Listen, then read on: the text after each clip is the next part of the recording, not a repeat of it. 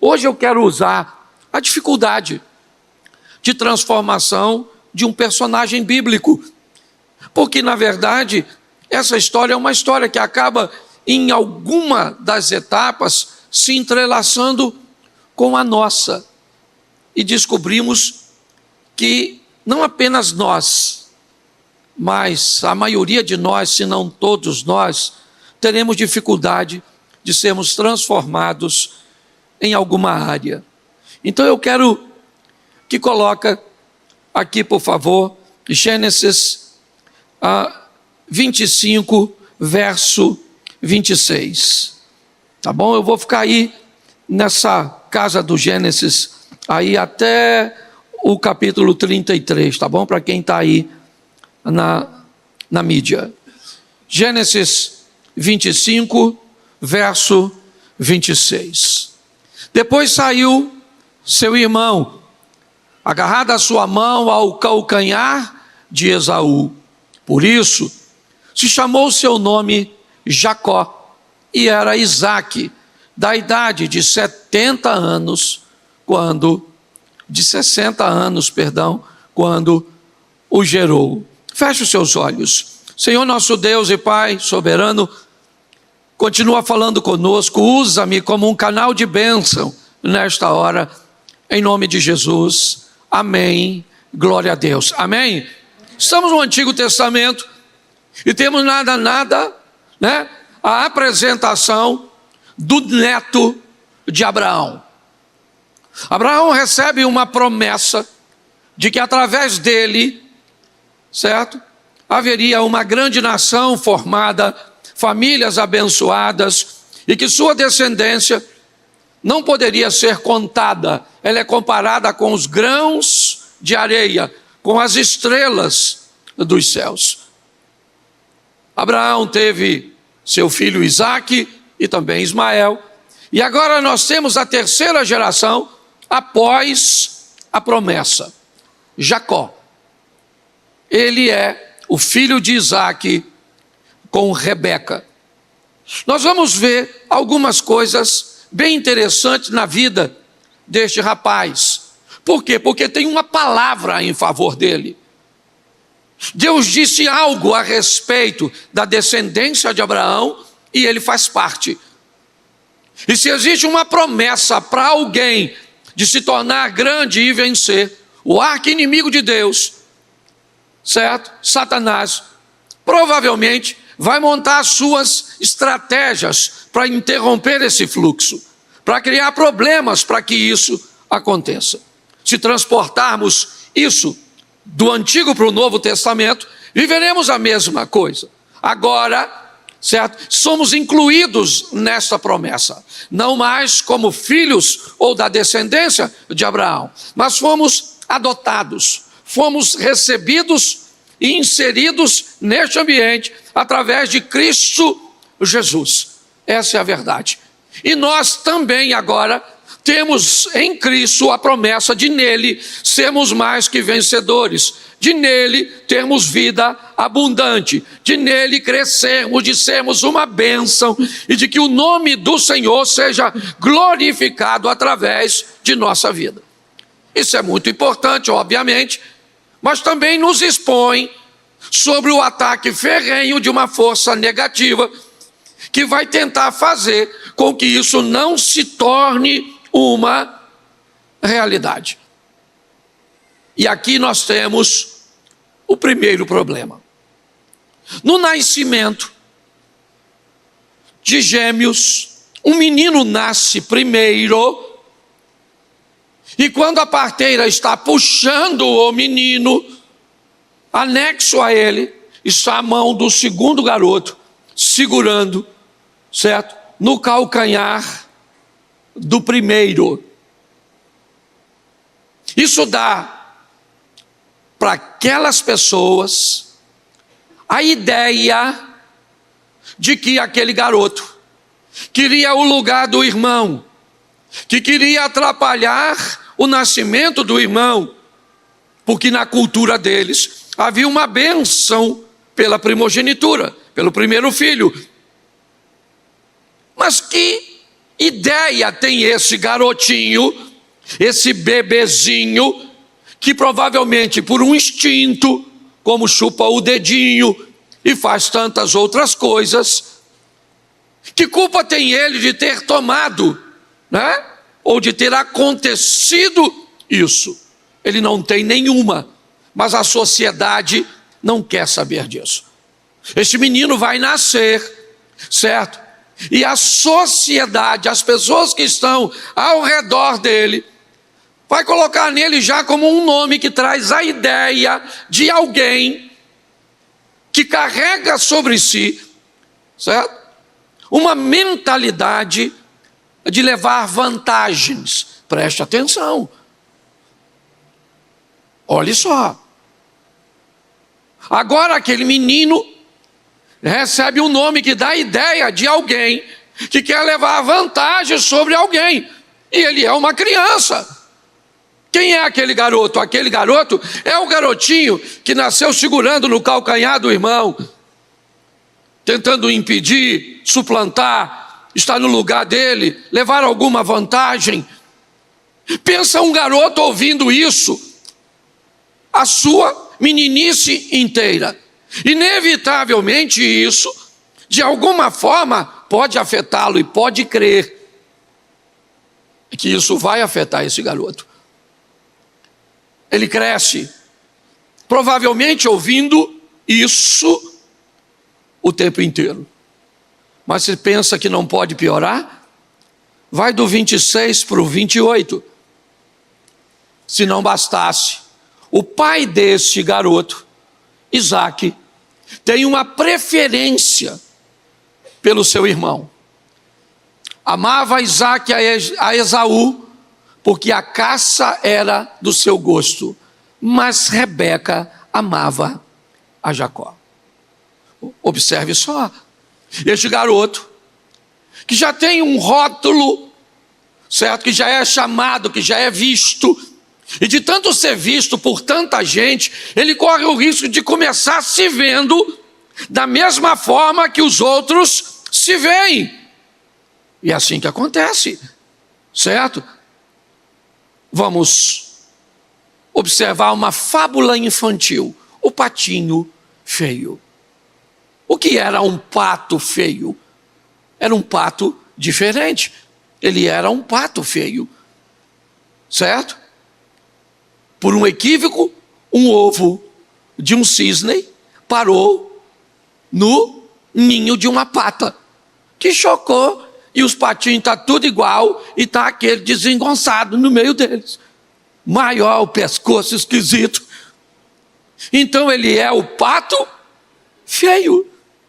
Todos os irmãos olhavam para ele de uma forma diferente, como ouvia e o rotulava como feio. Se você lembra do desenho, até a pata acha o bichinho esquisito. Mas filho, por pior que seja, certo? Porque tem umas crianças que nascem feias, não tem? Tem ou não tem? Tem umas crianças que você fala, Senhor, isso amassou na viagem. Não é? Depois até melhora. Mas, observe bem. Até que um dia, um belo dia, depois de acreditar que era feio, depois de ouvir tanta coisa negativa a seu respeito, ele tem a oportunidade de ver um bando. E aquele bando, quando ele olhou, o bando era de bicho igual a ele.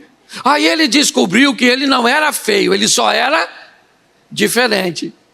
E no ambiente onde se é diferente, é perigosíssimo. Eu já falei isso aqui, ser diferente é um perigo.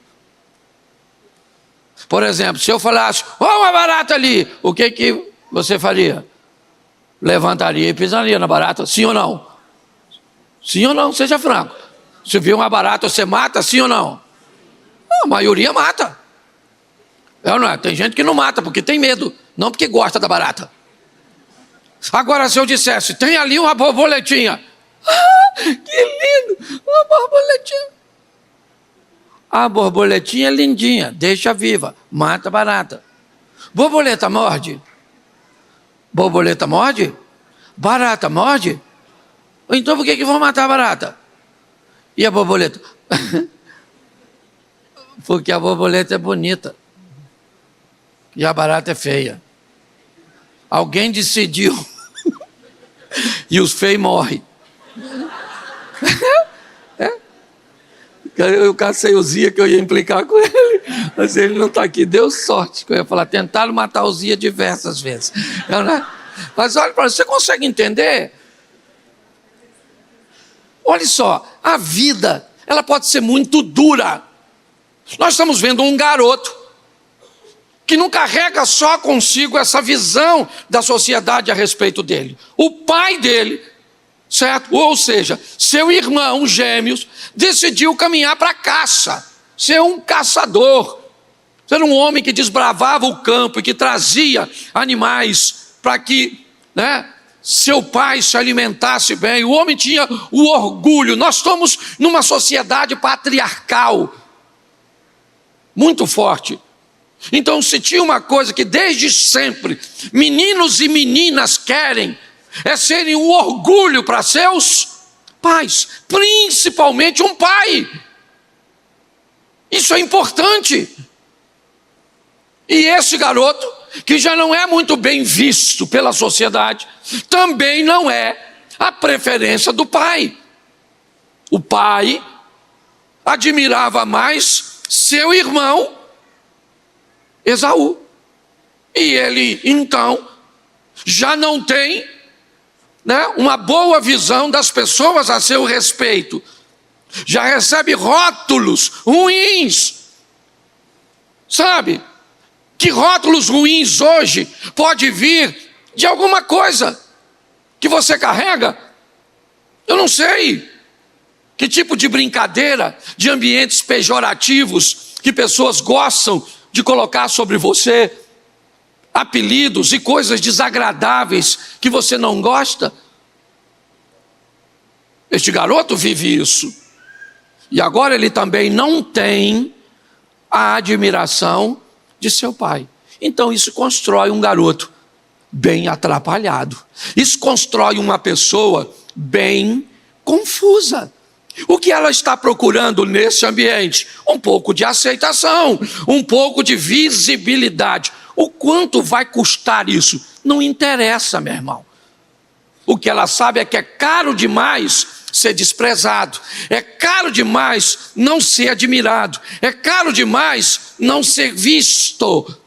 E ele precisa disso, porque todo mundo precisa de valorização, respeito, admiração. Então ele desenvolve um comportamento que não é dos melhores. Um belo dia,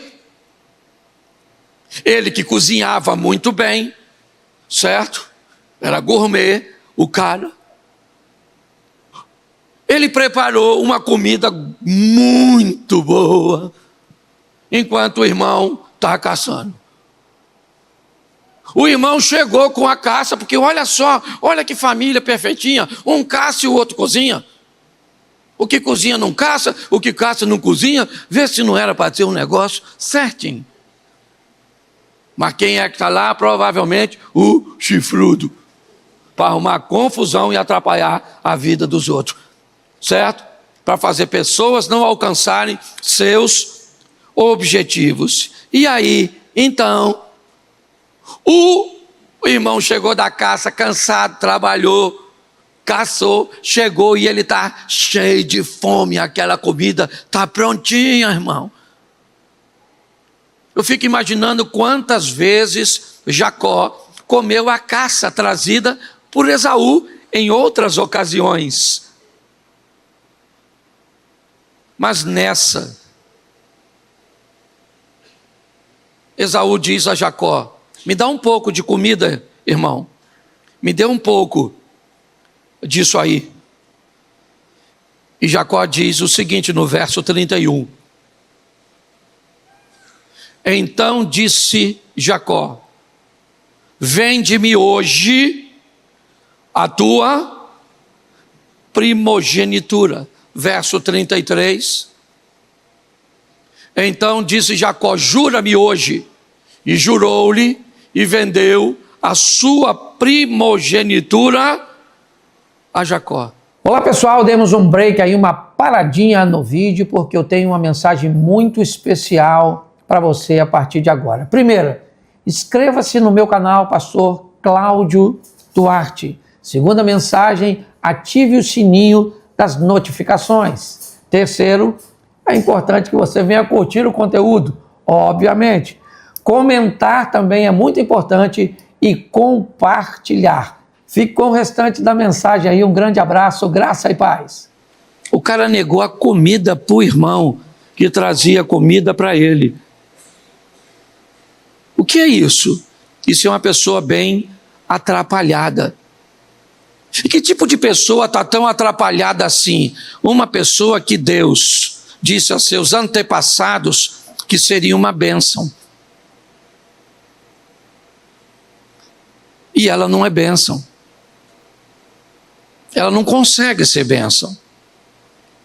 Como é que vai se cumprir o que Deus falou na vida de alguém que se comporta desse jeito? Você acha que o Jacó está muito distante de nós? Não. A Bíblia fala coisas extraordinárias a nosso respeito.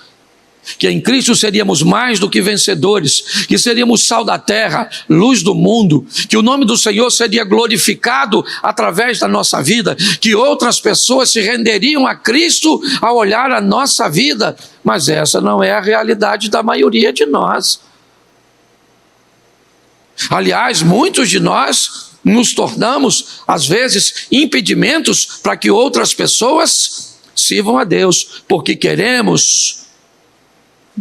Talvez não, mas porque o que vivemos nos empurrou para vivermos essa confusão de vida.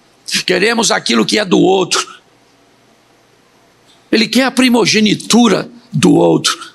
O que esse cara quer de fato? Ele quer um pouco de respeito, ele quer um pouco de admiração, ele quer ser notado, ele quer ter algo de valor. E parece que é só para ele. Porque o negócio que ele fez entre ele e o irmão não vale nada para a sociedade. Todo mundo sabia que o filho primogênito era Esaú, mas Jacó saberia que ele tinha comprado a primogenitura do irmão. Note que é algo tão pequenininho, mas faz tanta diferença para ele. Porque às vezes nós nos aprisionamos e lutamos por coisas tão pequenas e tão insignificantes para as pessoas, mas elas sequer são capazes de entender por que é que utilizamos uma camisa com emblema falso de uma marca famosa. Deixa eu te falar uma coisa, qualquer pessoa que use uma bolsa da Louis Vuitton num ponto de ônibus,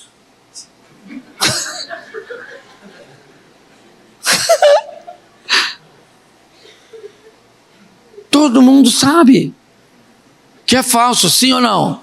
Isso, mas a pessoa se sente bem. Ela está usando para quê? Para ela. Porque de alguma forma ela quer passar uma mensagem para ela.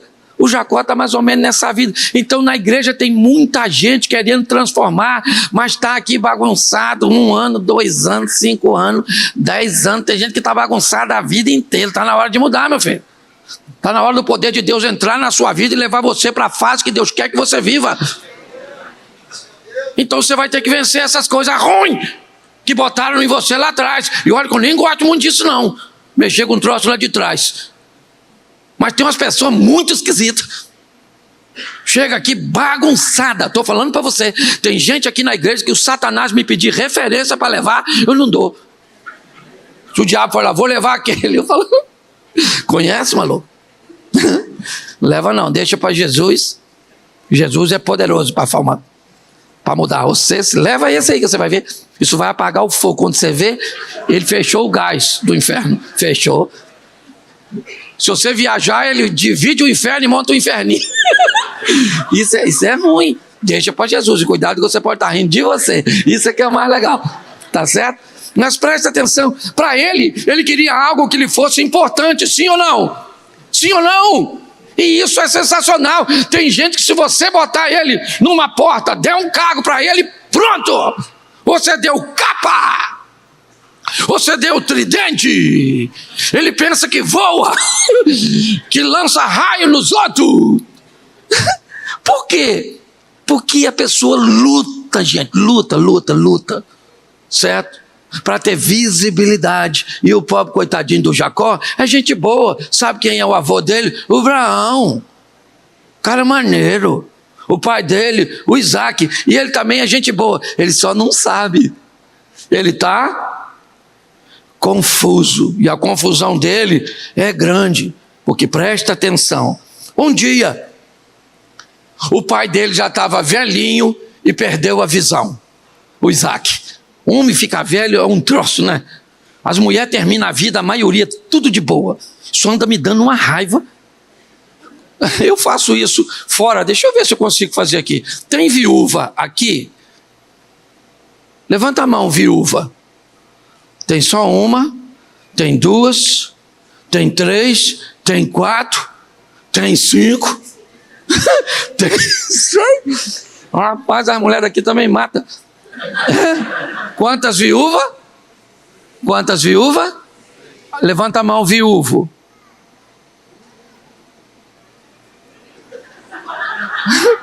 Um só.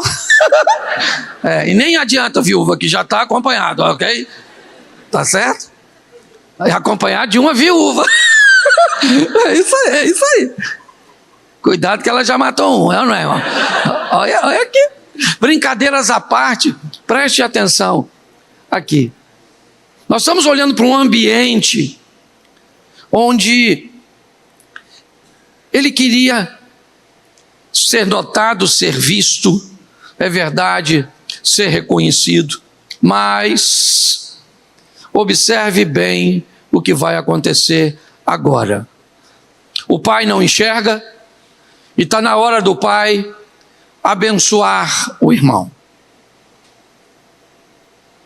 O pai chama o irmão, Esaú, o filho, o mais velho, diz: meu filho, vai caçar, traz uma caça para mim, eu vou comer e depois eu vou te abençoar.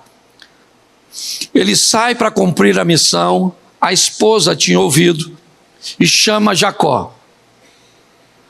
A mãe chama o filho e diz: vamos enganar seu pai.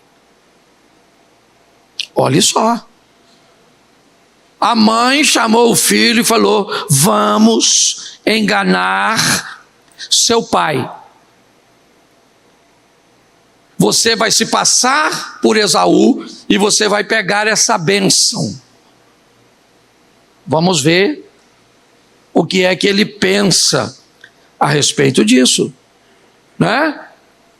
Enganar o pai, se passar pelo irmão. Jacó acho que não deve ver isso com bons olhos. Capítulo 27, verso de número 11 e 12. Dá uma olhada nisso. Então disse Jacó a Rebeca, sua mãe: eis que Esaú, meu irmão, é homem cabeludo, e eu, homem liso. Porventura me apalpará meu pai, e serei aos olhos do meu pai enganador. Assim trarei sobre mim maldição e não bênção. Ele não está nem preocupado se está certo ou se está errado. Não há nenhum questionamento que eu vou enganar meu pai, que isso não está certo, que não é assim, certo? Que eu sou um servo de Deus. Não há nenhuma preocupação, porque não há nenhum desses valores formados nesse cara. Ele é de boa família, ele é de boa índole, mas o que viveu e o que aconteceu com ele o conduziu por um caminho bem estranho. Pô, ele está dizendo para a mãe: ô mãe, peraí, eu não quero não. Por quê? Porque errado não. Eu não quero porque o papai pode descobrir. E se papai descobrir, eu vou ser visto. É isso que é interessante. Eu vou ser visto aos olhos dele como enganador. Preste atenção, eu li um texto para você que o pai desse cara já preferiu o outro irmão. E esse cara ainda está preocupado com o que o pai vai pensar a respeito dele. Olha o quanto ele queria a admiração do pai. Olhe, mas o pai dele preferiu o outro. Deixa eu falar uma coisa para você: Deus não preferiu o outro, Deus preferiu você. Seu pai pode ter te abandonado, as pessoas podem ter esquecido de você, pode não ter te valorizado, mas Deus te valoriza e sabe quem você é. Então você tem que vencer seus traumas para que se cumpra na sua vida o que Deus tem para você. Olha a vida desse cara, toda torta. Quando eu estava preparando essa palavra, me veio um título que eu já vou falar para você. Mas é esse texto que vai complicar as coisas de fato. Capítulo 27, verso 24, coloca na tela. 27, 24. E disse: Tu és meu filho Esaú mesmo? Olha o que o pai está falando. Eu não tenho certeza. Eu não estou enxergando. Passei a mão na pele do animal. Não estou ouvindo direito. Você é realmente Esaú? E ele respondeu o quê? Sou. Aqui a vida de Jacó vai desmoronar. Ele resolve dizer: não sou eu. Eu sou meu irmão Esaú. Sou eu, pai. Aqui a vida desse cara, ela vai despencar de uma tal forma que, para se cumprir o que Deus prometeu a Abraão, na vida desse cara não vai dar. Ele é um dissimulado, sem vergonha. Ele é um indivíduo que não honra seu pai, certo? Ele é bem atrapalhado com valores e não vai dar. Não vai dar. Não, usando numa nossa linguagem aqui comum, esse cara não consegue ser crente. Esse cara não vai conseguir fazer parte de uma igreja, porque se ele tocar no ministério de louvor com esse tipo de comportamento, vão falar mal da igreja inteira. Se ele subir aqui para pregar, vão falar mal da igreja inteira. Se alguém souber que ele faz parte de um ministério, vai dar problema, porque a vida dele não condiz. Esse modelo de vida que esse cara está vivendo porque quer, provavelmente não, porque não consegue se transformar, porque não conseguiu se libertar dessas matrizes horrorosas que às vezes tenta imprimir sobre nós o modelo de pessoa cuja qual nós nem nascemos para ser. Aliás, nem tem na nossa casa e na nossa família gente como nós. É mais ou menos isso. Mas, quando eu era garoto, eu via novela. Bem mais novo, certo? E teve uma novela que me inspirou a botar o título nessa mensagem que eu vou começar a pregar agora: A Viagem.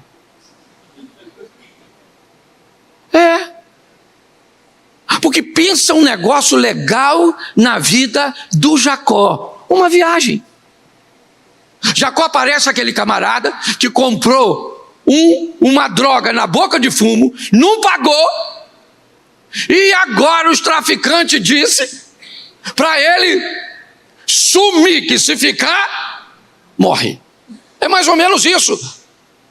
Esse cara vai fazer uma viagem. Aliás, as viagens na Bíblia também sempre foram boas. A própria viagem do Abrão transformou o Abrão num Abraão. A viagem do José para o Egito lhe deu maturidade.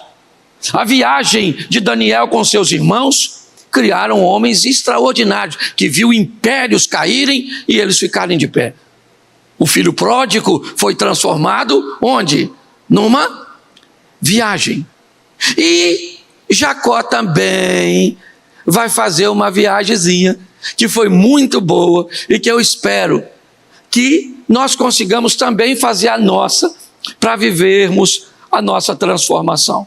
Então vou te dar rapidinho, não vou passar do horário não, mas vamos para o capítulo 28, a partir de agora eu leio bastante e depois, certo, vou falar pouquinho e depois vocês dão uma olhada em casa. Gênesis 28, 10, começa a viagem. Vamos lá? Varão, coloca na tela. Partiu, pois, Jacó de Berseba e foi a Harã. Chegou a um lugar onde passou a noite, porque já o sol era posto.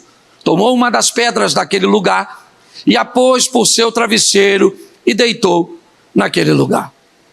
E sonhou, eis que uma escada posta na terra, cujo topo tocava os céus, e eis que os anjos de Deus subiam e desciam por ela.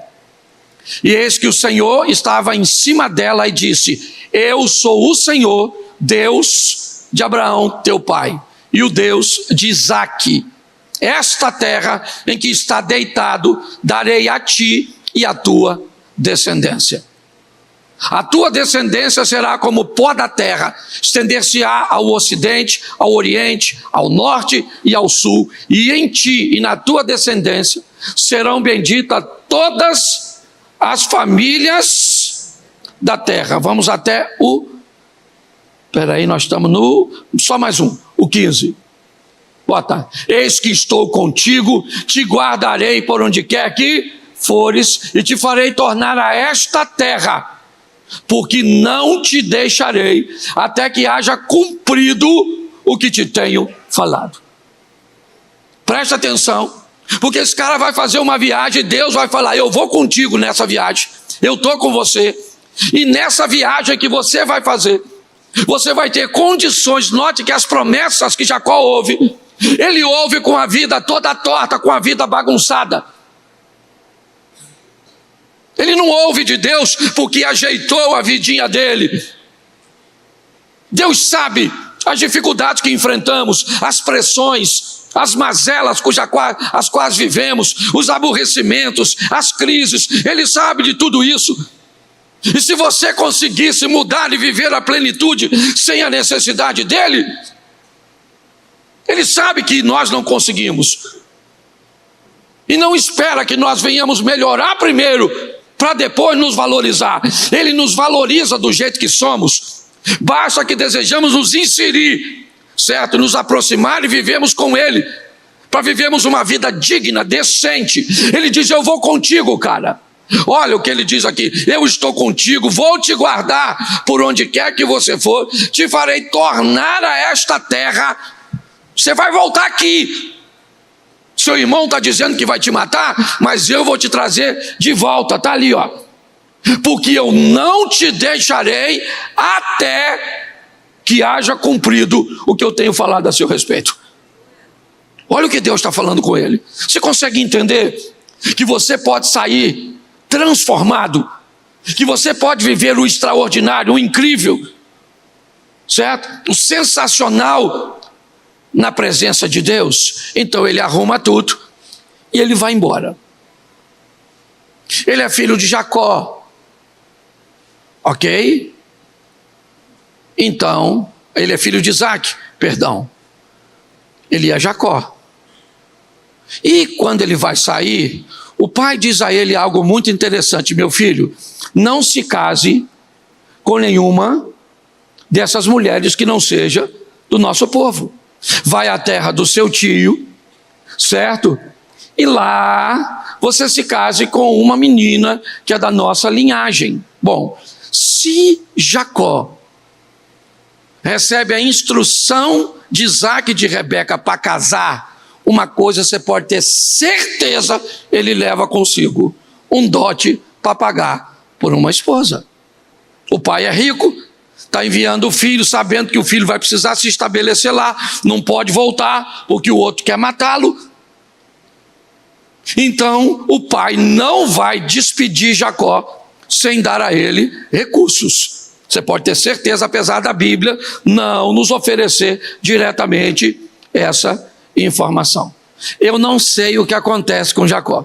Eu só sei que ele chega na casa do sogro duro que nem um coco. Ele não tem nada. Não sei se foi roubado pelo caminho, eu não sei, a Bíblia não me dá essa informação. Mas ele sempre procurou na vida uma boa impressão.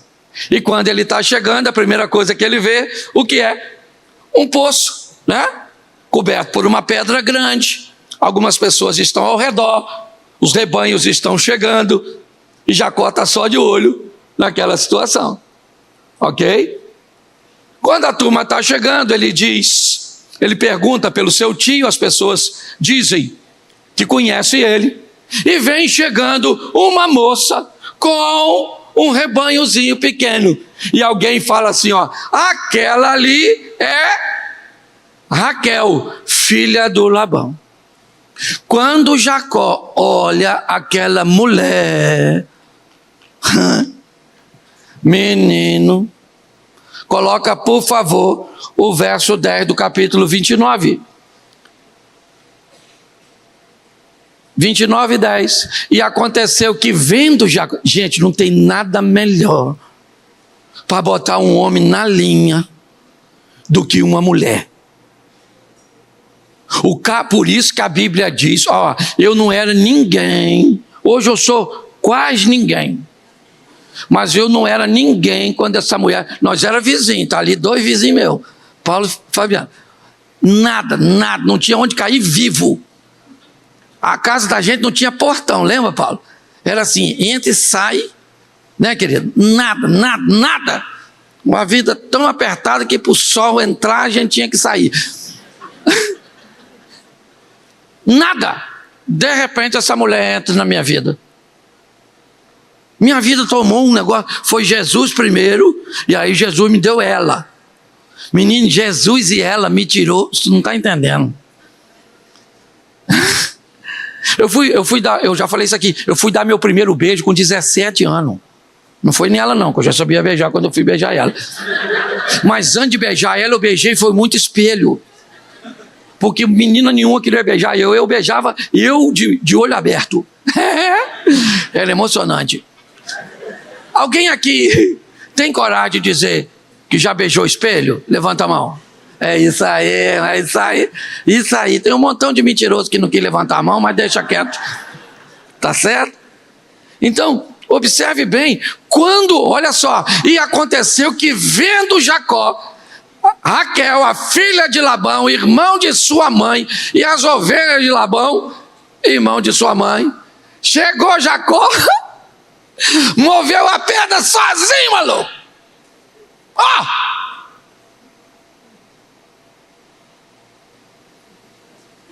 Está escrito, depois você vê, não estou falando de mim não, é porque eu estou só colocando a minha tradução. Ele chegou e falou, não vão dar água para as ovelhas, não, o pessoal não está esperando todo mundo chegar, porque tem que remover a pedra. Eu vou remover a pedra, quer ver que eu vou remover essa pedra agora? Ele lutou a vida inteira para ter uma boa impressão, é a hora, mano. Se ele mexe naquela pedra sozinho, pensa, e normalmente a pedra era redonda, ainda facilitava. Ele foi lá e pensa, Raquel. Pensa, Raquel falou, nossa, que macho. Isso é sensacional. Mas esse cara ainda tá ruim. Ficou doidinho por Raquel. Foi lá, falou com o pai dela falou, não, eu sou um cara legal, trabalho aqui.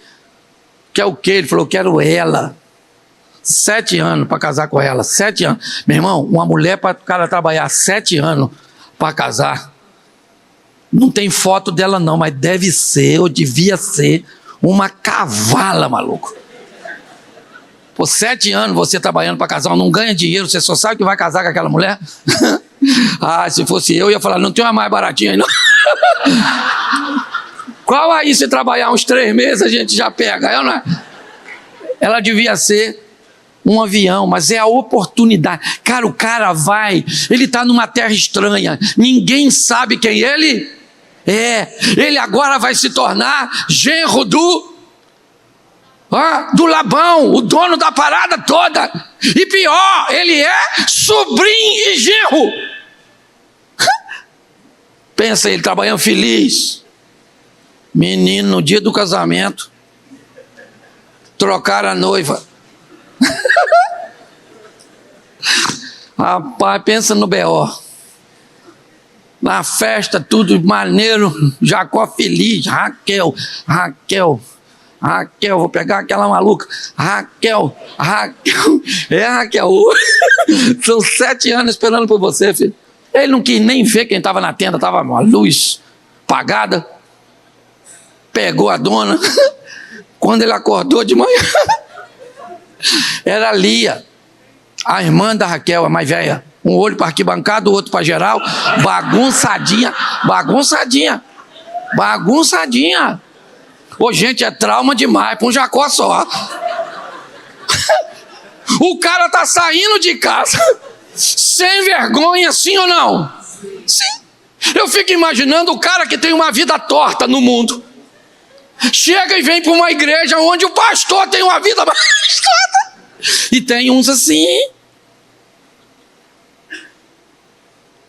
O Jacó olhou. Ô, Labão, ô, louco, tu trocou a mulher, rapaz. Não era essa não, era novinha. Aí ele falou assim, mas aqui a mais nova não casa antes da mais velha. Pô, mas tinha que falar. Agora, ó, peguei a outra maluca lá. Aí ele falou, então leva essa também e trabalha mais 7 anos. Olha que o cara está querendo acertar, mas fica ruim. Primeiro é a mãe dele, aquela nó cega.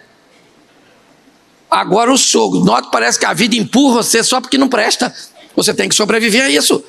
Quando você entrar na igreja, cuidado onde você senta, meu filho. Tem umas pessoas que chegam novas, quando eu vejo do lado de quem sentou, falou, ai Jesus, tem misericórdia. Vou orar para ver se dá certo. Porque você é obrigação sua, sentou do lado de alguém que não presta atenção no culto, não oferta, não faz nada, está de olho aberto, não está nem aí para o culto, o próximo culto, mude de lugar. E pede para Deus, Senhor, liberta aquele ambiente lá, porque aquilo está carregado. Eu estou falando, já tem gente que vem para a igreja, você vai expulsar, sai a pessoa e fica o demônio. Aliviado, o demônio, nossa, ainda bem que eu vim nessa igreja. Tiraram essa pessoa de mim, está muito carregado.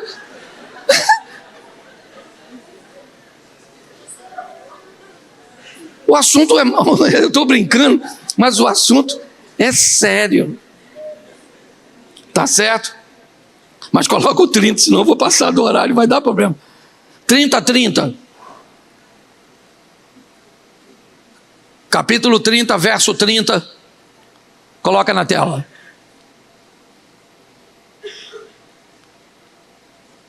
Isso.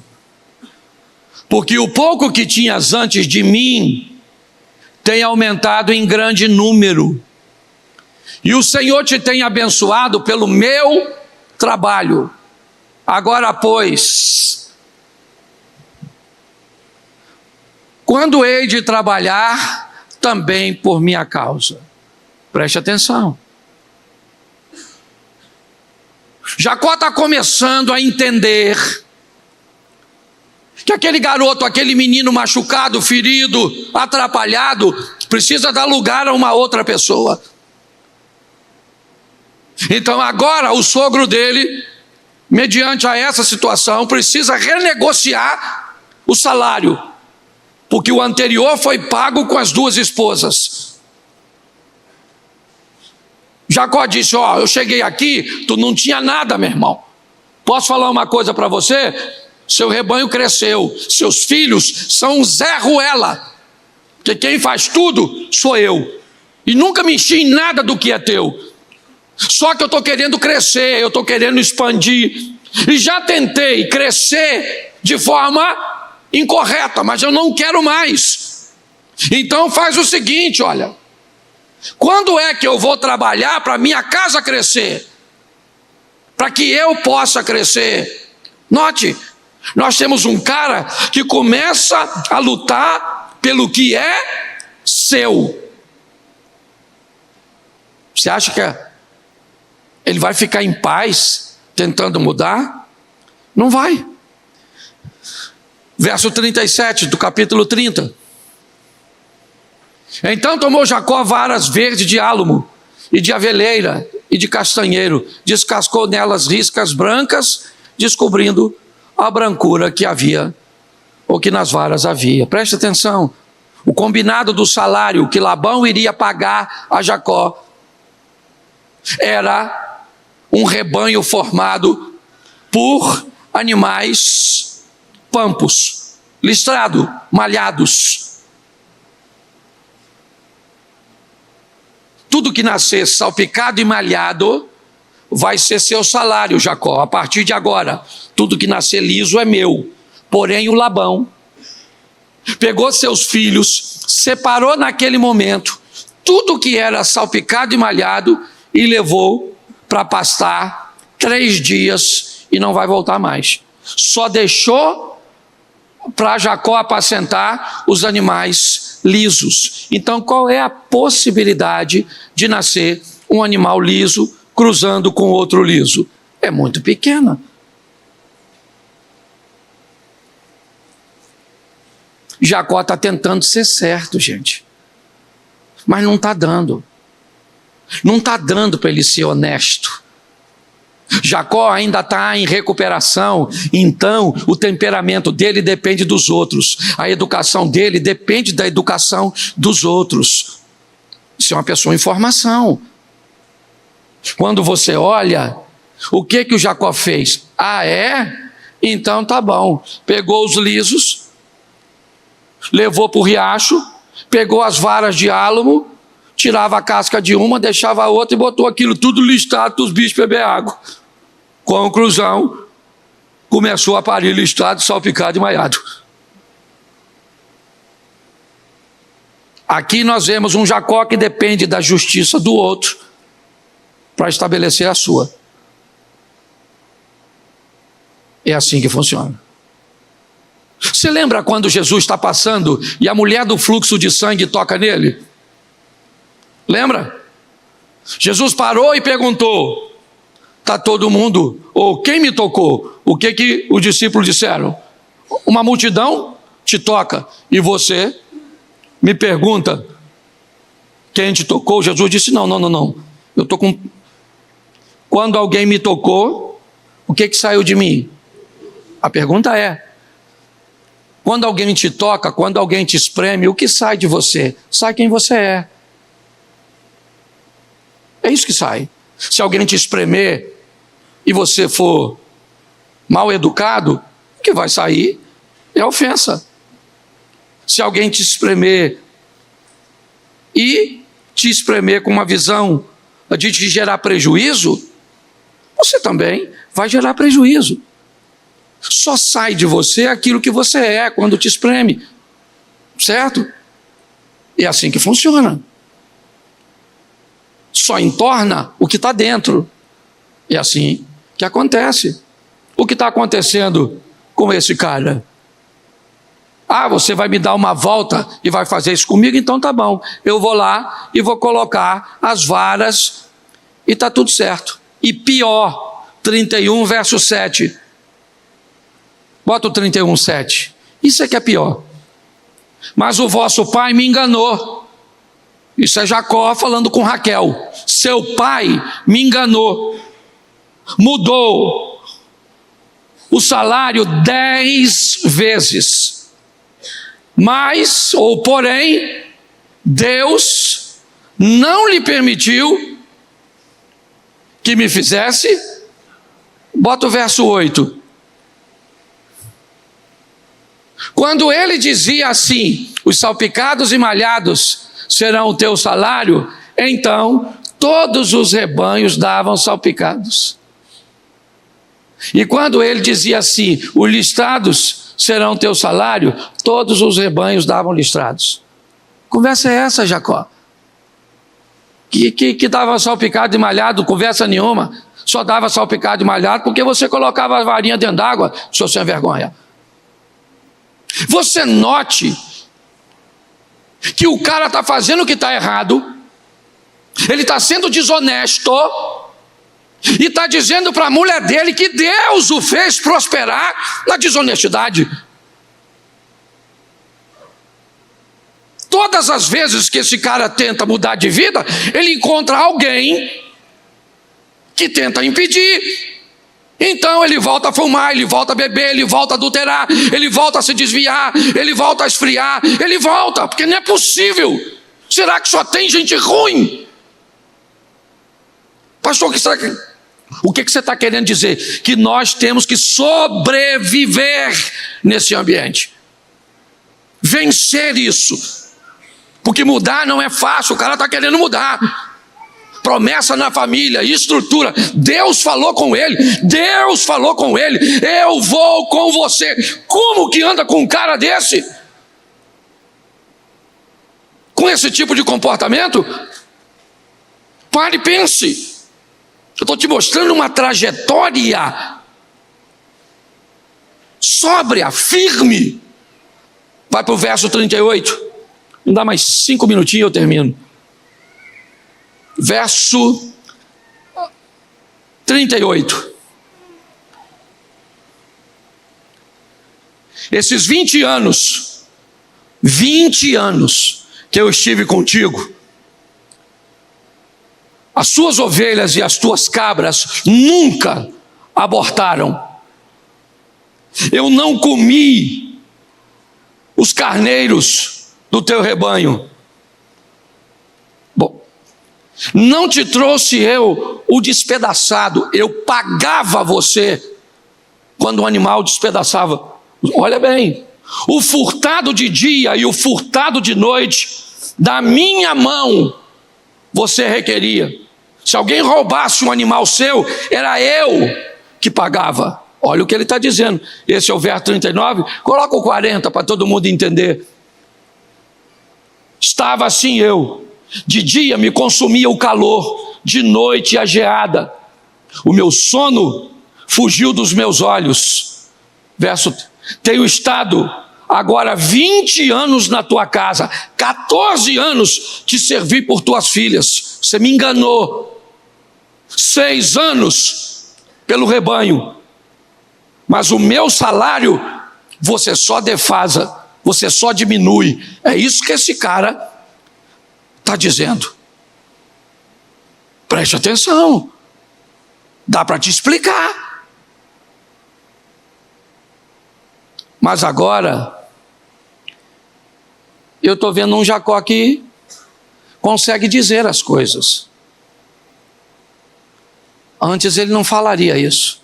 Ele engoliria. Agora ele chamou o sogro e está dizendo em outras palavras com respeito. Se tem um sem vergonha aqui, esse sem vergonha é você, rapaz. Você é desleal. Olha o que eu fiz e você não reconheceu. Porque todas as vezes que eu tento mudar de vida, eu encontro alguém como você. E quando eu não encontrei você, eu me atrapalhei sozinho no começo dessa história. Mas olhe só, capítulo 32, verso 1.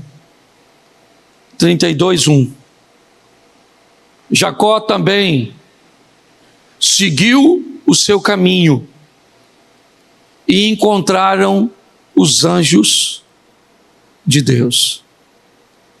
À medida que Jacó consegue mudar um pouco, as coisas vão mudando.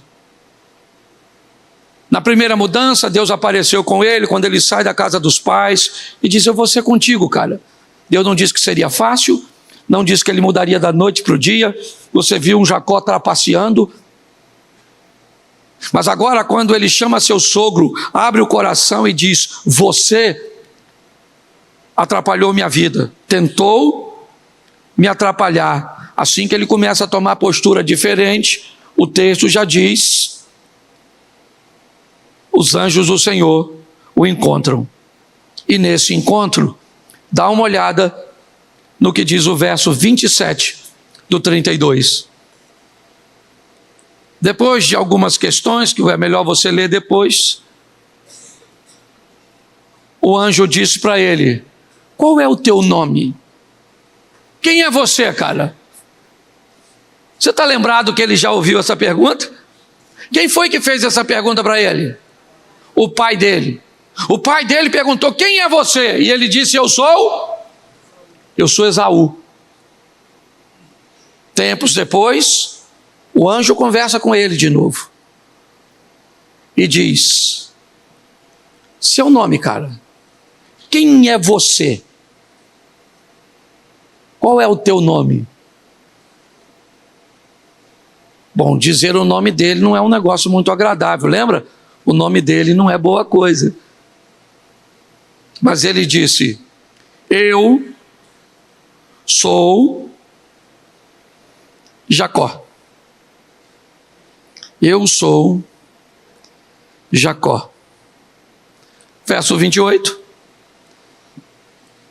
Então disse: não te chamarás mais Jacó, mas Israel, pois como um príncipe lutaste com Deus e com os homens e prevaleceste. Lutou com homens? Eu nunca vi ele numa batalha com ninguém, nem com Golias, nem com ninguém, mas ele está nessa batalha com ele mesmo, com as pessoas que diziam para ele coisas ruins, para seu irmão, sua mãe, que queria que ele chegasse em lugares que ele chegaria sem precisar de subterfúgio, certo? Com seu pai, que preferiu, com Labão, com seus cunhados, que não conseguem olhar, porque estão achando que a riqueza está mudando de mãos e porque ele é desonesto. Mas agora, ele está indo embora, é verdade. E o capítulo 33, o verso 16, diz assim, ó: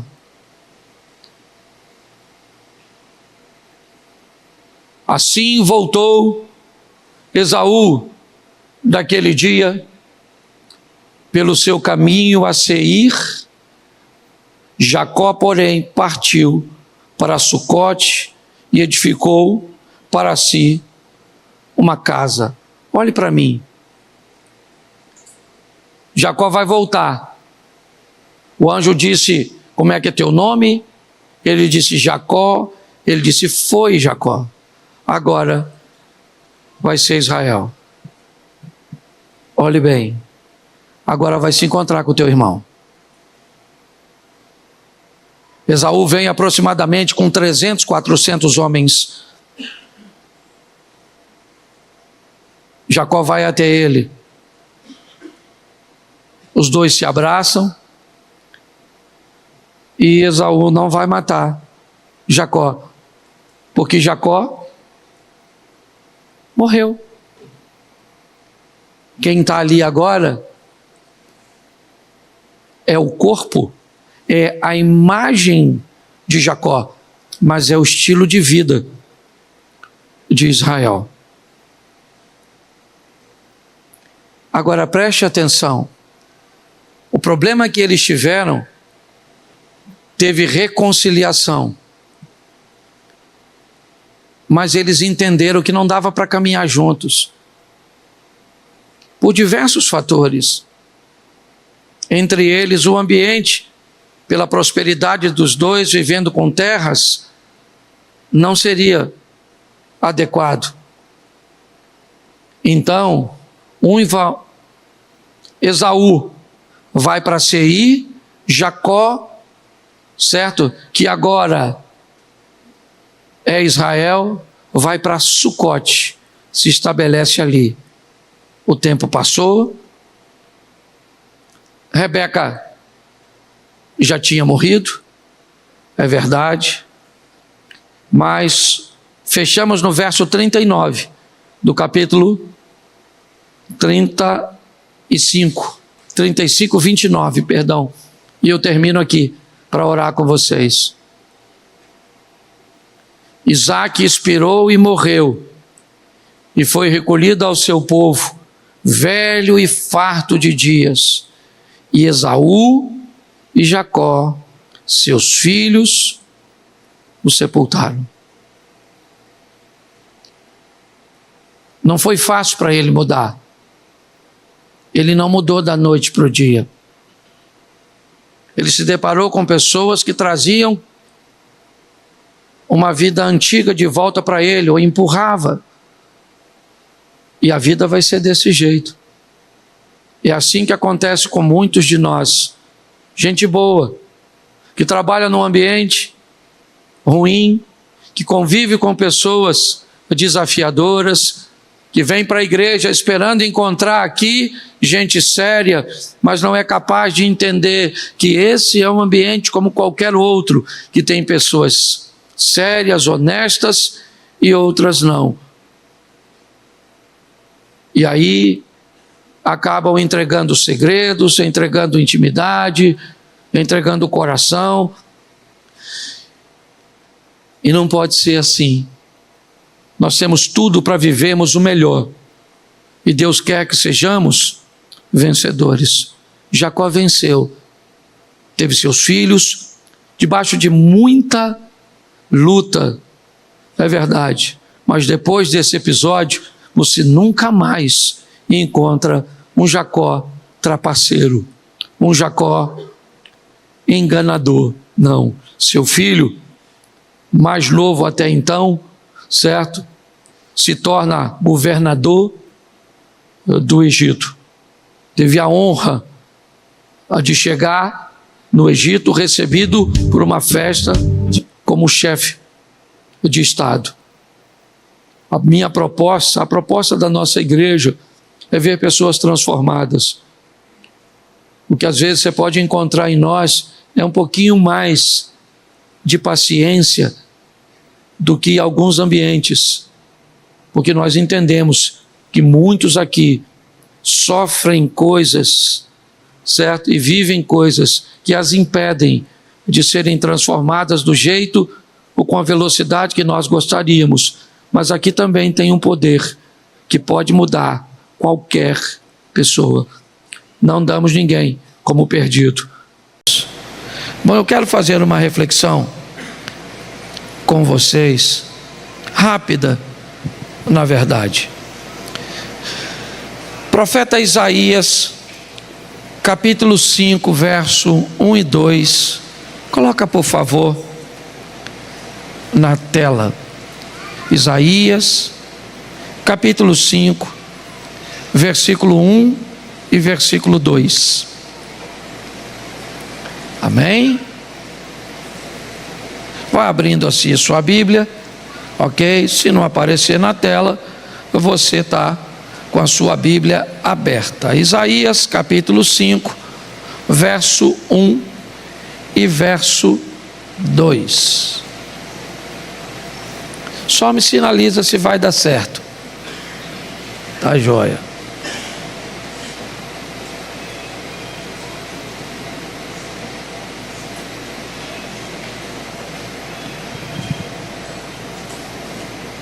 Isaías capítulo 5, verso 1. Agora cantarei ao meu amado o cântico do meu querido a respeito da sua vinha. O meu amado tem uma vinha no outeiro fértil.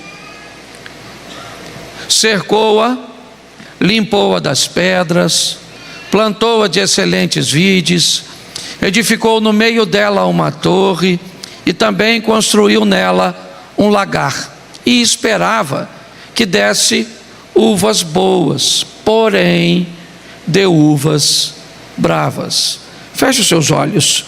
Senhor nosso Deus e Pai, em nome de Jesus, eis aqui a tua palavra, continua falando conosco e usa-me como um canal de bênção nesta hora, pelo poder do nome de Jesus. Amém. Glória a Deus. Amém. Isso. Eu quero olhar para esse texto, porque na verdade é a narração de uma poesia de um dos profetas do Velho ou do Antigo Testamento que mais aponta para Jesus. Isaías é considerado, certo, o profeta messiânico, e ele está agora narrando uma poesia. Ele vai fazer uma analogia entre um agricultor de uvas, ou seja, entre um agricultor e Deus. Nós vamos olhar isso em dois panoramas. O primeiro do Antigo Testamento, porque ele está fazendo uma narrativa, mas também apontando para Jesus, apontando para o Novo Testamento. E ele diz: o meu amado tem uma vinha num outeiro fértil. Em algumas traduções o verbo vai para o passado. Talvez você esteja na mão, e quando nós lemos aqui, certo, ele tem uma vinha num outeiro fértil, talvez a sua tradução está: e ele teve uma vinha no outeiro fértil. É simplesmente pelo desfecho dessa história. Algumas traduções optaram a colocar que a vinha não existe mais, tá certo? Porque se vermos lá na frente, ela foi queimada, tá certo? Ela foi exposta a um ambiente que a arrasou. Mas quando olhamos esse texto, nós vemos que ele estabelece uma ideia de transformação, de mudança e de vitória. Ele traz consigo uma intenção do proprietário, do dono, certo? O meu amado tem uma vinha no outeiro fértil. Isso. Nós vamos olhar a perspectiva que aquele que é dono da vinha, aquele que é dono da propriedade inicialmente, posteriormente é que uma vinha é colocada nela, ele é dono da propriedade e depois a vinha entra nessa propriedade. E o que ele quer? Ele quer produtividade. Ele quer que a propriedade e essa vinha corresponda ao investimento que vai ser feito nela. E o grande problema é a sinalização para aquilo que pode acontecer com aquele ou com a vinha que não se torna produtiva. Então, rapidamente, nós vamos ver alguns pontos ressaltados aqui. O verso 2 diz o seguinte: o proprietário vai cercar a sua propriedade. Cercou-a. Ele vai colocar sobre ela uma cerca, uma demarcação de que aquela propriedade tem dono. Outrora ela estava aberta, apesar de pertencer a ele, pois a propriedade sempre pertenceu a ele. Agora, mesmo continuando, ela agora vai receber uma cerca. Ela vai receber algo que vai determinar os limites, vai determinar que a partir de agora, aquela terra, aquele outeiro, aquele pedaço de terra num ambiente alto, tá certo? Que sempre pertenceu ao dono, mas que agora, além de pertencer a ele, será cercado, tá certo? Nós vamos olhar porque é uma nova fase do outeiro. Nós sempre fomos e pertencemos a Deus, é verdade. Foi Ele que nos fez, nos teceu no ventre de nossas mães. Nós temos um entendimento que todo ser humano pertence ao Senhor.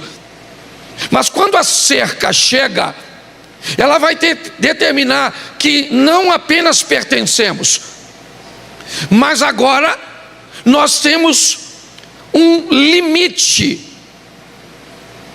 Agora, inevitavelmente, as pessoas que passarem pensarão duas vezes. Você não precisa botar. Eu vou te dar um exemplo. Eu tenho um terreno aqui perto, ali em frente ao cemitério, e eu coloquei uma estrutura de madeira para funcionar como portão. O terreno está murado, mas eu não botei portão, eu botei uma estrutura de madeira no lugar do portão. O que aconteceu? Chuva e sol, a estrutura apodreceu. Quando a estrutura apodreceu, eu acabei relaxando, não vi. Um dia eu cheguei lá, tinha uma cocheira, um cavalo. E o que aconteceu? O terreno continuava meu, mas como estava sem, certo? Sem um bloqueio, inevitavelmente alguém entendeu que podia entrar e que poderia ter acesso. Nós temos duas fases de vida: a fase que pertencemos a Cristo, mas andamos fora das diretrizes dele. Aí entra tudo, certo? Tudo pode passar, tudo pode acontecer. O estilo de vida cujo qual nós vivemos pode não ter limites. Mas quando a cerca vem, ela agora determina uma limitação, tá certo? E ela demonstra que há um proprietário. Alguém é dono daquilo e por isso está cercado. Não precisa de uma placa para dizer, certo? Se alguém botou uma cerca é porque tem dono. Ou seja, se você não está cercado, você pertence a Deus, sim ou não? Sim, mas se não há cerca, é uma fase da sua vida. Quando a cerca vem, ela determina agora, ok? De uma forma visível, que há proteção, que há que se pertence. Eu gosto essa questão de pertencimento, de propriedade, porque presta atenção, Daniel e seus amigos vão para a Babilônia, e na Babilônia eles não têm sacerdote, eles não têm seus pais, eles não têm ninguém. Um belo dia, certo? Aqueles rapazes que se mantinham cercados, pertencentes a Deus, e assim que eles se sentiam, estavam na Babilônia, mas a Babilônia não estava nele. Um belo dia, aqueles rapazes, eles são jogados numa fornalha. E quando eles são jogados numa fornalha, inevitavelmente a Babilônia vai descobrir que eles têm dono. Que não é porque Nabucodonosor é um grande imperador, o homem mais forte daquela época, mais poderoso, que ele pode fazer o que quiser com aqueles rapazes. Aqueles rapazes não têm armas, eles não têm nada, mas eles têm Deus. E quando joga os rapazes dentro da fornalha, certo? Deus aparece dentro da fornalha, certo? Na figura de um ser angelical, e o fogo é impedido de queimar os rapazes. Naquele momento a Babilônia inteira vai descobrir que aqueles rapazes estão cercados. Eles são propriedades de alguém. Isso acontece com Daniel na cova dos leões. Joga o cara e todo mundo vai embora. E assim que o cara entra, o que é que acontece? Chega um anjo para protegê-los. Nós observamos que Deus sempre, se te cercou, Ele vai mostrar para todo mundo que é seu dono, que é seu proprietário. Você pertence a Ele, eu pertenço a Ele, e pronto. Posso ouvir um amém? Amém. Bom, Ele cercou, mas o próximo passo, põe na tela para mim, por favor, para que o pessoal acompanhe, o verso 2 só. Isso. Cercou, e ele vai limpar das pedras. Bom, a cerca já está pronta, tá certo? Agora todo mundo sabe que aquela parte da propriedade não pode mais entrar livremente, O resto está livre, mas aquela parte não. Então ele cerca a parte, define a propriedade, ou seja, aqui eu não quero que entre. Tudo é meu, mas aqui não vai entrar. E acabou. Tá certo? Agora ele entra com o próximo processo. Ele vai entrar com o processo de limpeza. Se a cerca define a propriedade, a limpeza estabelece o cuidado, a preocupação do dono de limpar, de tirar daquele ambiente coisas que vão prejudicar o que ele planeja fazer naquele lugar. Ele ainda não fez, não, porque o que ele pretende fazer não dá para fazer com aquela sujeira, não dá para fazer com aqueles obstáculos. Ele vai plantar, e na parábola do semeador nós vemos isso. Um dos impedimentos, certo, da produtividade são as pedras. Vai tirar daquele ambiente coisas que estão lá. Onde? Numa propriedade que era dele. Mas por que ele não tirou as pedras de toda a propriedade, e sim daquelas que são cercadas? Porque o desfecho dessa história, apesar de estar no Antigo Testamento, ela aponta para o Novo. E apesar de todos pertencerem a Deus, nós sabemos que aqueles que recebem a Cristo, ou seja, que entendem o que Ele fez para nos tornar produtivo, vão se beneficiar de um processo de limpeza. Limpeza onde? No nosso vocabulário, limpeza na nossa postura, limpeza nos nossos valores, nos lugares que frequentamos, nas pessoas que nos acompanham. É assim que funciona. Tem uma mulher com um estilo de vida bem questionável, moradora de Samaria. Um belo dia ela está vivendo. O que ela é? Ela é filha de Deus, ela pertence a Ele. O que ela não tem? Ela não tem cerca. E por não ter uma cerca, por não ter uma proteção, o que acontece? Ela vive do jeito que ela acredita ser o correto. Até que um belo dia Jesus chega em Samaria, explica a ela, certo? Estabelece uma cerca e agora vai limpá-la. Isso acontece com a mulher samaritana, com a mulher adúltera e com tantos outros que tiveram um estilo de vida antes e outro depois. Por quê? Porque o Senhor foi limpando. Lembra o que Ele diz? Vá e não peques mais. Ou seja, o seu estilo de vida agora deve ser outro estilo.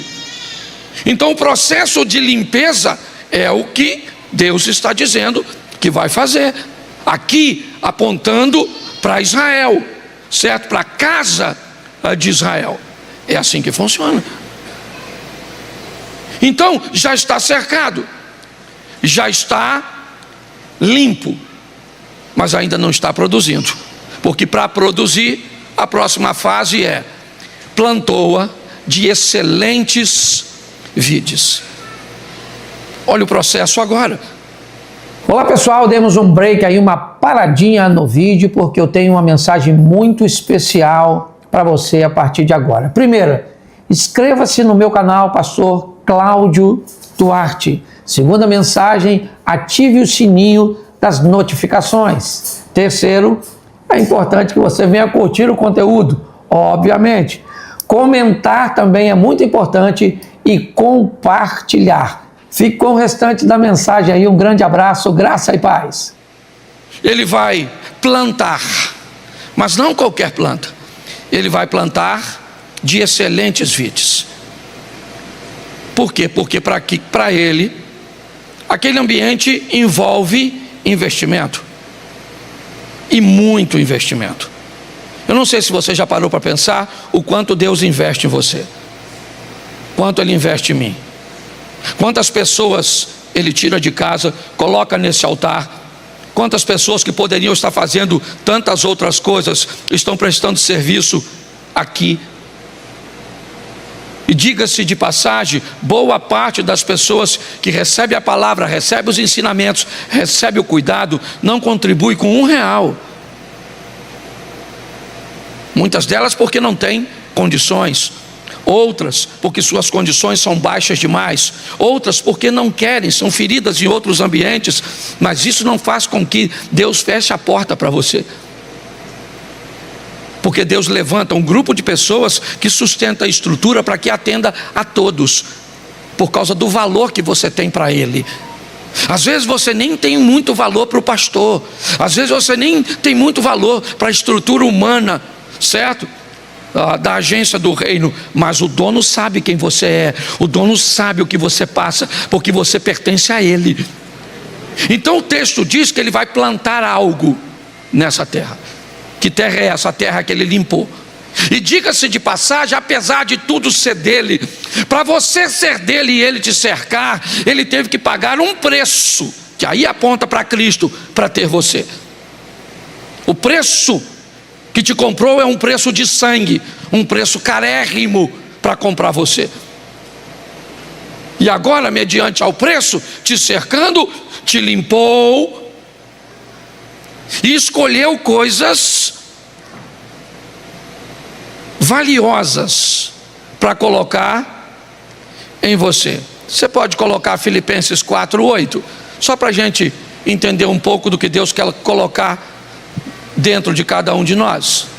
Que tipo de semente? Vamos lá. Quanto ao mais, irmãos, tudo que é verdadeiro, vamos plantar em você verdade. Tudo que é honesto, vamos plantar em você honestidade. Tudo que é justo, vamos plantar em você justiça. Tudo que é puro, tudo que é pureza, né? Vamos plantar em você o que é amável, o que é de boa fama. Se há alguma virtude, se há algum louvor, é nisso que você pensa. E você vai pensar por quê? Por que que isso vem à sua mente? Porque Deus investiu em mim e em você, para que recebemos essa semente, tá certo? Vamos deixar a mentira, a impureza, a injustiça, certo? Por quê? Porque o propósito dele, mas não esqueça, o que ele plantou é pequenininho. Ele planta de excelentes vides. Uma videira, eu não sei se você sabe, para ela dar os primeiros frutos é de 2 a 3 anos. Para ela se tornar produtiva de fato é entre 4 e 5. Isso vai levar tempo. Se ele está comparando, certo, o seu investimento, ele sabe que leva um tempo para as pessoas se tornarem produtivas. Mas para que elas se tornem produtivas, elas têm que ter boa semente. Então a semente está lá: verdade, honestidade, justiça, pureza, amabilidade, né? Boa fama. Se tem virtude nisso, pensai. Tá certo? Está dentro de você, então está tudo certo.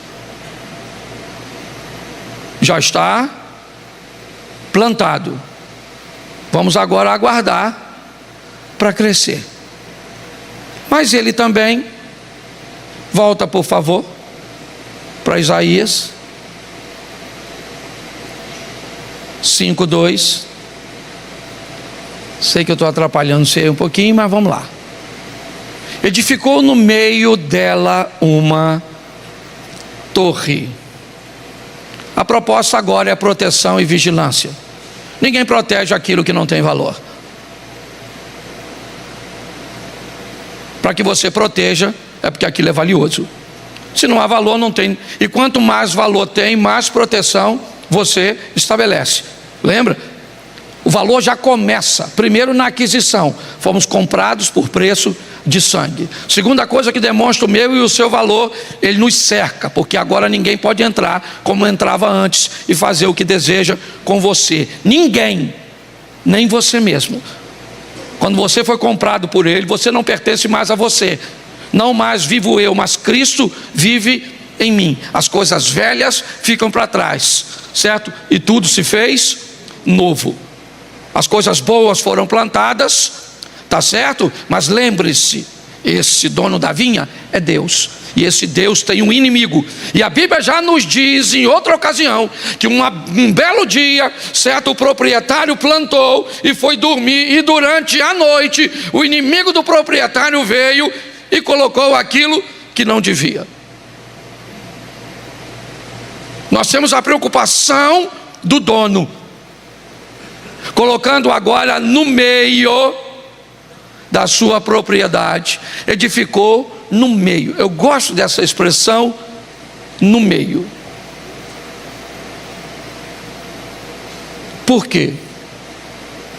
Nosso templo aqui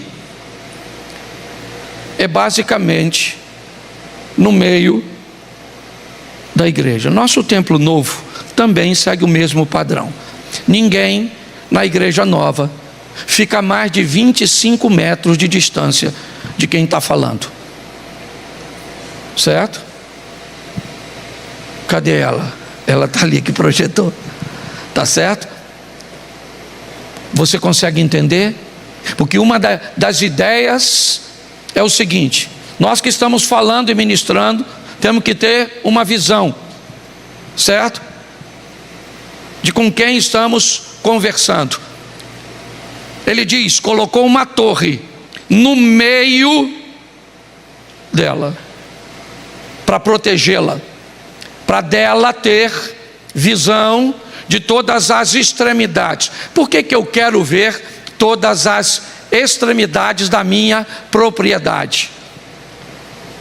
Para que ela esteja resguardada, para que se o inimigo tentar entrar por qualquer área, eu seja capaz de ver. Preste atenção. Nós temos um texto no Velho Testamento, ou no Antigo Testamento, do Salmo 91, no verso 11 e 12, e ele diz o seguinte: porque aos teus anjos dará ordem ao teu respeito, para que te guardem em todos os teus caminhos, eles te sustentarão nas suas mãos, para que não tropece com o teu pé em pedra alguma. Então agora está quase pronto. Volta por favor. Isaías.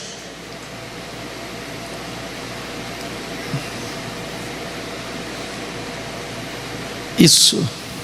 Ele cerca, limpa, planta, edifica no meio dela uma torre, e agora está na hora de ver o que é que vai dar.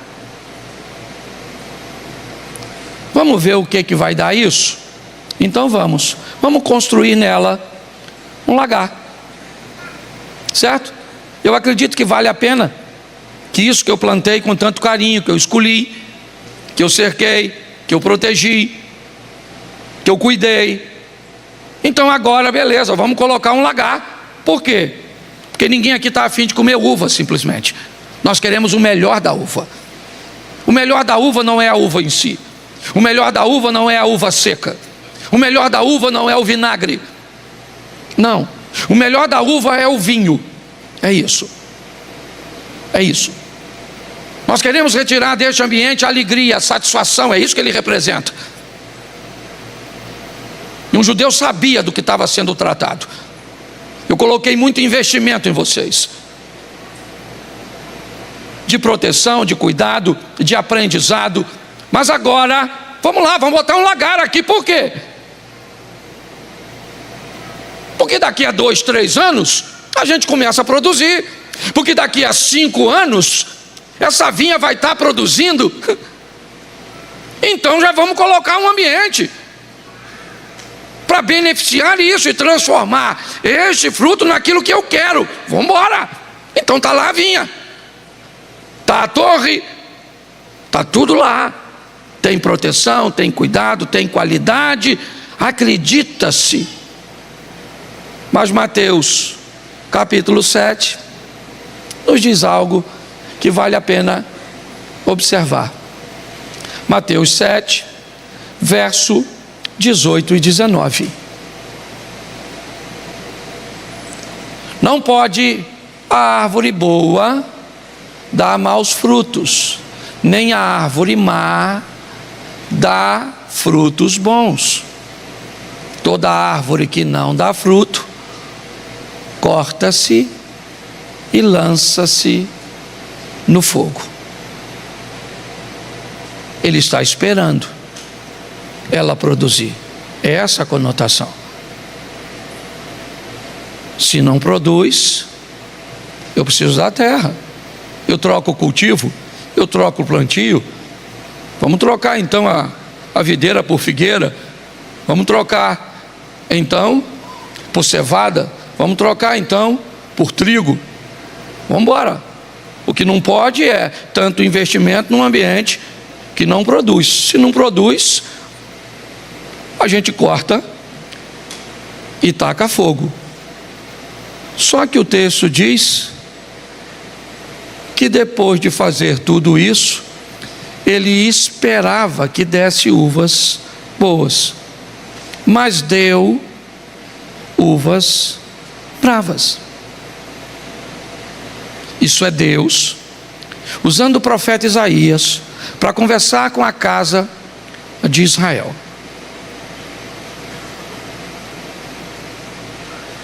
Mas o próprio Deus faz uma pergunta para eles e que nós deveríamos também fazer no verso 3 desse texto.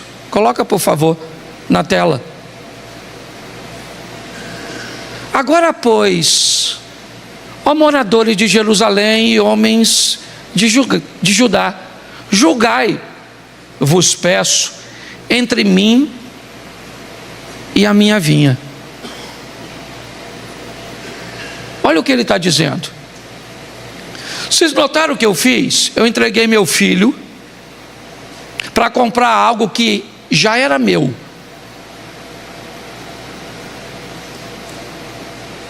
Meu filho comprou, ok? Ou vai comprar, se eu levar isso, ou trazer para nós. Até aqui não. Até aqui é uma vinha. O texto aqui não está falando de Jesus no sentido literal para aquelas pessoas. Para aquelas pessoas, eles sabem muito bem o que eles estão ouvindo. Para eles é o seguinte: vocês sabem, eu peguei um homem, transformei numa nação. Eu peguei uma nação, certo? E dei proteção. Mostrei o que sou capaz de fazer por vocês no Egito. Tirei vocês com mão forte. Peguei todas as nações que tentaram destruir vocês ao longo do tempo e subjuguei-as. É isso que ele está dizendo. Agora, para nós, não. Na versão atualizada aqui para nós, certo? Do Novo Testamento, eu peguei meu filho, entreguei na cruz do Calvário para morrer por você. Coloquei sobre você uma proteção. Limpei você. Tenho buscado limpar você o tempo inteiro. De seu vocabulário, de suas companhias, de suas vestimentas, de seus hábitos, de sua maneira antiga de viver.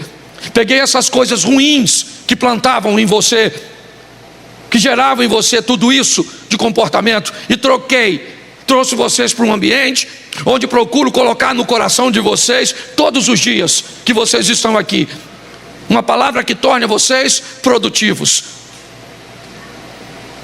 Olhe bem. Coloquei sobre vocês proteção, cuidado. E a única coisa que eu esperava era doçura.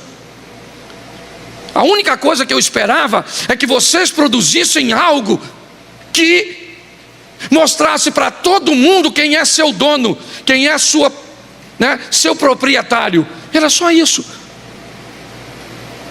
Mas apesar de tanta coisa, na hora de espremer vocês, porque eu avisei a vocês que o mundo não tem comunhão nenhuma com vocês. Eu expliquei a vocês que o mundo não tem nenhum propósito de te amar, de achar você bonitinho, de te elogiar, de te ovacionar. Eu mostrei. Eu tenho mostrado a vocês o que o mundo faz com quem tenta se parecer comigo nos países muçulmanos. Eu tenho mostrado a vocês o que o mundo faz com quem tenta citar versículos bíblicos no Canadá. Eu tenho mostrado o ódio que o mundo está mostrando por vocês, só por vocês dizerem que são cristãos. O lagar é o mundo. Que mundo é esse, pastor? Um mundo sem cerca. Porque você está cercado. Pode até ter algumas brechinhas, onde as raposinhas, onde comportamentos antigos, certo? Tentam se introduzir, e volta e meia, alguém está falando mal do dono, por causa dos buracos na cerca, que nós permitimos muitas vezes. É isso que ele está dizendo. Mas aí ele faz uma pergunta, eu não sei se para Satanás, eu não sei se para mim ou para você. Eu confesso que a extensão dessa pergunta, o que é, com quem é que ele está falando? Será que é com as próprias pessoas? Porque ele está dizendo: ó moradores de Jerusalém, homens de Judá, julgai, peço-vos, entre mim e a minha vinha. Me ajuda aí, gente. Olha o que diz o texto, verso 4. O que mais eu podia fazer à minha vinha que eu não tenha feito? Me diga, o que eu podia ter feito por você, Cláudio? Fala. O que eu podia ter feito por você que eu não fiz? Por que é que quem olha para você não consegue me ver em você? Por que é que quem olha para você não consegue enxergar que você é meu? Acredita que você, na verdade, é um produto falso, falsificado, semelhante ao original, mas não é. O que eu podia fazer por você? Para você parar de adulterar, de mentir, de viver uma vida promíscua? O quê? Que eu não tenha feito. E pior, o que eu poderia ter feito por você, para quando espremesse você, saísse algo tão amargo? Porque é isso. O mundo é o lagar, ele nos imprensa, só para ver o que sai de nós. É isso. Esse pessoal é os crentes, é o pessoal que parece. Vamos espremer eles para descobrir o que sai. Porque me parece que esse pessoal cercado está pior do que o sem cerca. É mais ou menos isso que a gente escuta hoje. Então ele pergunta: que mais podia fazer a minha vinha que eu não tenha feito? E aí ele faz uma pergunta que, na sua onisciência, não era para perguntar, pois ele já sabe a resposta. Por que, esperando eu que desse uvas boas, veio dar uvas bravas? Por que será que a uva não foi doce, não foi boa? Por que será que a acidez dela não correspondeu à sua doçura? Eu confesso a você que, depois de tanto investimento, eu não saberia responder isso. Pelo menos olhando você como vinha. Porque a pergunta, apesar de parecer coletiva, ela é bem individual. É como se Deus tivesse: olha, o que mais eu poderia fazer por você, Osias, que eu não tenha feito? Fala para mim. Lembra da conversa de Deus com Davi? Davi, fala comigo, o que você queria mais? Era só falar comigo que eu tinha te dado. Era só me pedir. Eu dei todas as mulheres do seu Senhor. Você consegue entender? Mas o problema não é esse, irmãos. O problema é o que vem a seguir.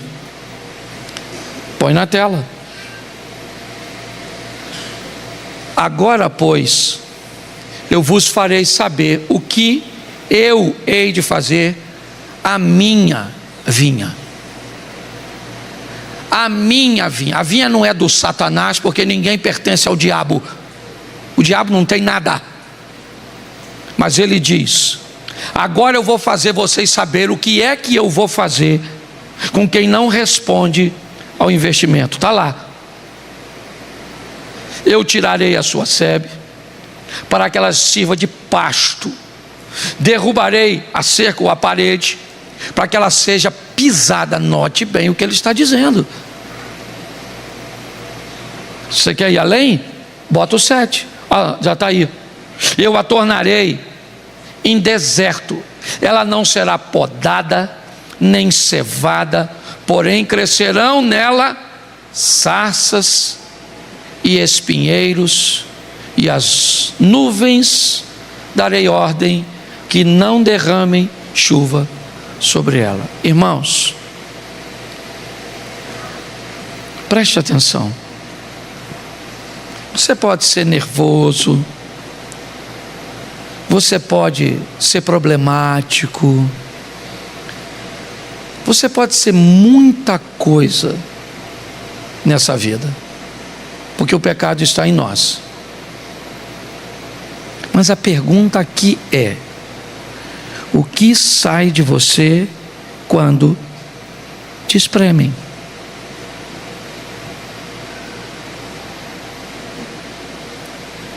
Que tipo de fruto nós estamos produzindo? Ah, pastor, quer saber de uma coisa? Eu não produzo nada. Então, tá bom.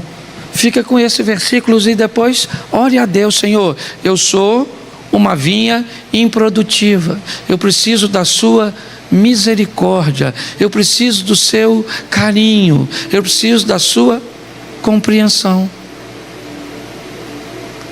Não tem nada disso ali. Agora eu vou dizer a vocês o que é que eu vou fazer com a minha vinha. Eu vou quebrar a estrutura que fiz, porque isso aqui é uma vinha. Isso aqui não é uma planta que sai rastejando no chão para produzir. Tem que construir uma estrutura para que ela suba, ramifique, se fortaleça, para que se torne produtiva.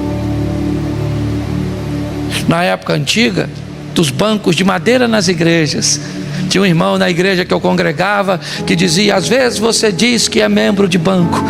Ele dizia: membro de banco é prego, parafuso e madeira. Você é membro do corpo de Cristo. Eu não sei onde você vai produzir. Eu fui chamado para produzir amanhã numa casa aqui em Xerém, de um homem que mora na Alemanha. Ele aprendeu a falar um pouquinho de português. Ele está enfrentando um câncer no fígado, e faz poucos dias que ele aceitou Jesus. E aí uma amiga que é amiga dele, ele está morando na casa dela, ela tem um sítio, ela é uma portuguesa, mora em Portugal, e ela me ligou ontem: Cláudio, vê se você ajuda. Eu falei: deixa comigo. Amanhã ele tem um tratamento intensivo, sai às 17 horas.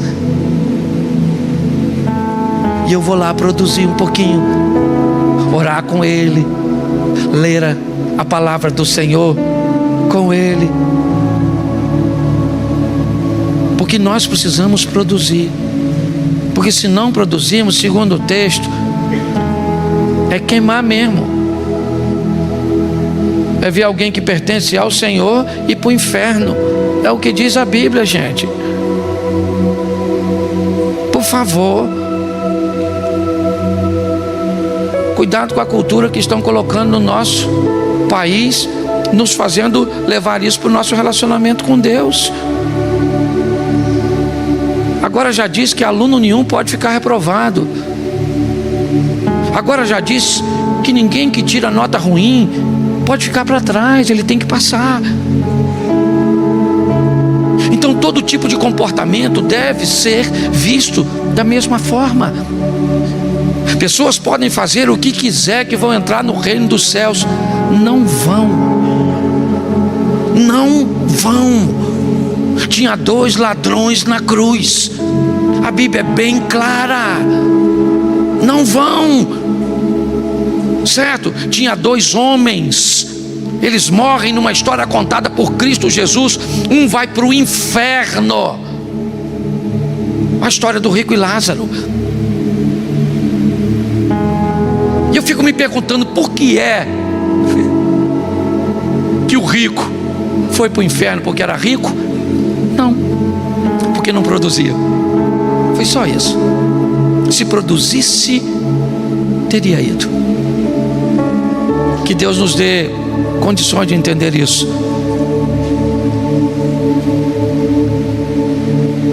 Porque uma das perguntas que eu ouço hoje num grupo de pastores, que tem pastores de diversos lugares do mundo, é o seguinte: nós estamos pregando e o povo não está mudando. Nós estamos pregando e a cada dia que passa é pouca gente produzindo basicamente para o todo. E isso é uma grande preocupação para todos nós.